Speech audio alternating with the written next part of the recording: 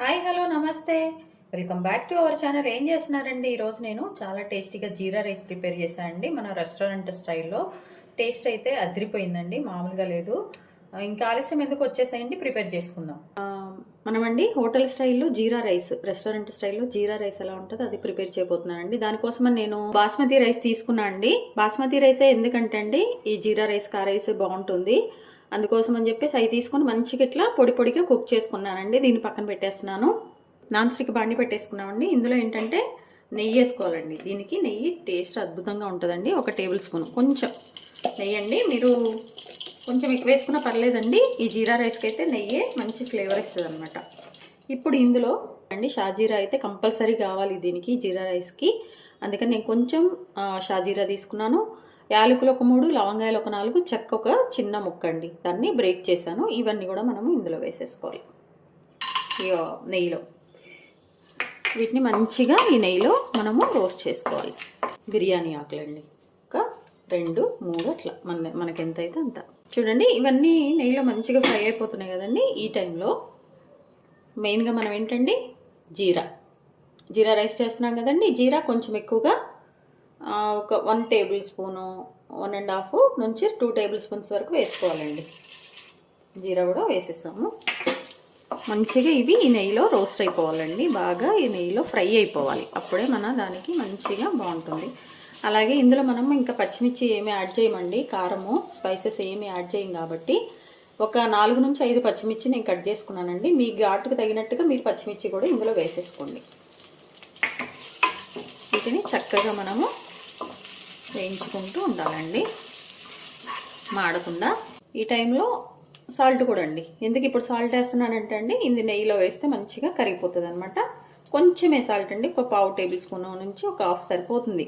ఇంతకు మించి మనం రైస్ కదండి, అందుకోసం అని చెప్పేసి ఇది కూడా వేసేసుకోవాలన్నమాట. వేసేసుకొని మంచిగా కలిపేసుకోవాలండి. జస్ట్ 5 మినిట్స్లో అయిపోతుందండి ఇది. ఇంకా 5 మినిట్స్లో అయిపోయే రెసిపీ అనమాట. చూడండి ఇట్లా మంచిగా వీటిని లో ఫ్లేమ్లో మాడకుండా వేయించుకోవాలి. మాడితే మళ్ళీ టేస్ట్ పోతుందండి, అందుకోసం. ఫస్ట్ పచ్చిమిర్చి వేసుకోండి. ఫస్ట్ మిర్చి వేసుకున్నాక మీరు జీలకర్ర వేయండి, లేకపోతే జీలకర్ర మారిపోతుందండి. నేనైతే అన్ని కలిపి వేసాను కదా, అందుకోసమని.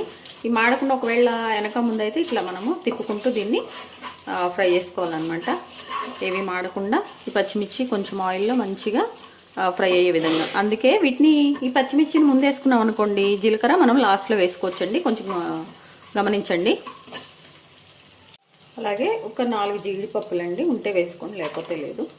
ఇవన్నీ కూడా బాగా మనము మిక్స్ చేసుకుంటూ కలిపేసుకోవాలండి.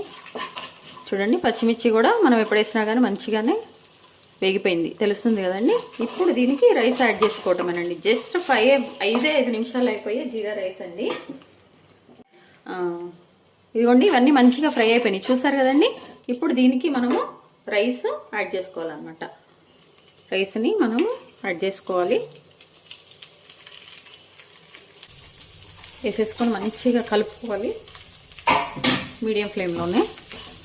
ఇప్పుడు స్టవ్ మనం మీడియం ఫ్లేమ్లో పెట్టుకోవాలండి. మంచిగా రైస్ అంతా కలిపేసుకొని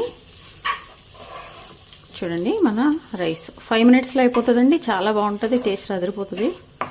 ఏమీ లేదు, చూసారు కదా షాజీరా ఇదే అనమాట.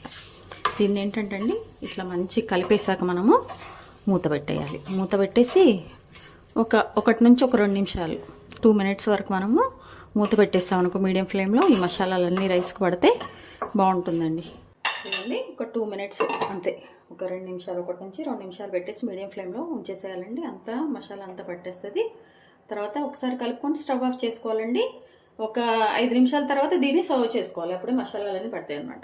2 మినిట్స్ తర్వాత ఇంకొకసారి కలిపేసండి. కలిపేసుకొని ఉప్పు కారం చెక్ చేసుకోండి, సరిపోతుంది. నేను చెప్పిన విధంగా అయితే. మీకేమన్నా తక్కువైతే ఉప్పు యాడ్ చేసుకోండి. టేస్ట్ చూస్తే మామూలుగా లేదు, అదిరిపోయిందండి. ఇప్పుడు మనం స్టవ్ ఆఫ్ చేసుకుందామండి. స్టవ్ ఆఫ్ చేసుకున్నాక ఒక 2 నిమిషాలు ఇలా వదిలేసేయండి. స్టవ్ ఆఫ్ చేశాను, 2 నిమిషాలు వదిలేయండి, సర్వ్ చేసుకోండి. చూసారండి మన జీరా రైస్ టేస్ట్ అదిరిపోయింది, మామూలుగా రాలేదండి అసలు. టేస్ట్ మామూలుగా చాలా బాగుంది, రెస్టారెంట్ స్టైల్లో లాగా. అయితే దీనికోసం అనండి నేను హరియాలి మిర్చి అంటే మసాలా మిర్చి కర్రీ చేశాను అండి. ఇది కూడా టేస్ట్ అదిరిపోయింది. ఈ ఈ మిర్చి కర్రీ కావాలంటే కనుక మీరు మన ఛానల్లో వెళ్ళి చెక్ చేసుకోండి. మీ విలువైన సమయాన్ని కేటాయించిన ఆ వీడియోస్ చూస్తున్నందుకు మీ అందరికీ ధన్యవాదాలండి. మీకు నచ్చినట్లయితే లైక్, షేర్, సబ్స్క్రైబ్. హెల్తీగా కుకింగ్ చేసుకుందాం, ఆరోగ్యాన్ని కాపాడుకుందాం. Thank you.